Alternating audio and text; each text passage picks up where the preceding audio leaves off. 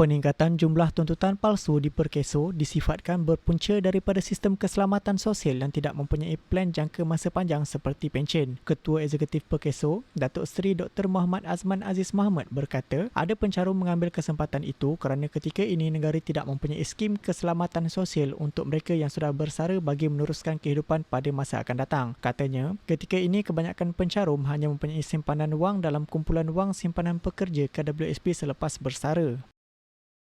Sebenarnya kalau kita lihat tuntutan palsu ni, dia berpunca daripada keadaan sistem keselamatan sosial yang tidak melihat kepada jangka panjang. Jadi pendekatan kita dua, satu pendekatan jangka pendek dan kita juga perlu melihat kepada pendekatan jangka panjang. Pendekatan jangka pendek yang kita lakukan adalah dengan memberi to educate pencarum-pencarum bahawa mereka jika benar-benar layak, mereka boleh membuat tuntutan, tetapi jangan menggunakan maklumat, laporan palsu dan juga jangan menggunakan situasi-situasi yang mengelirukan jemaah doktor dan sebagainya, kerana ini adalah duit pencarum, duit keseluruhan pekerja mencarum di dalam satu tabungan. Bagi mereka yang benar-benar layak, jemaah doktor menentukan mereka layak, mereka akan dapat.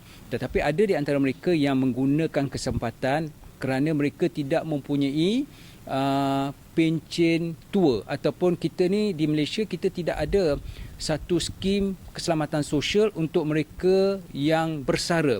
Mereka cuma ada simpanan di bawah skim KWSP yang mana merupakan simpanan yang mereka mendapat lump sum bila mereka bersara.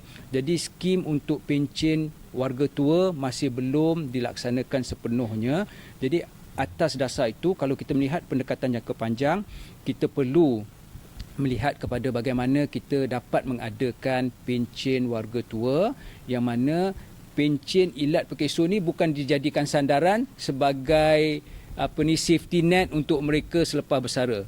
Pencen ilat adalah kepada mereka yang betul-betul layak jika mereka lumpuh, mereka tidak mampu bekerja atas dasar kesihatan dan sebagainya, baru mereka datang membawa laporan perubatan yang betul untuk disahkan oleh jemaah doktor.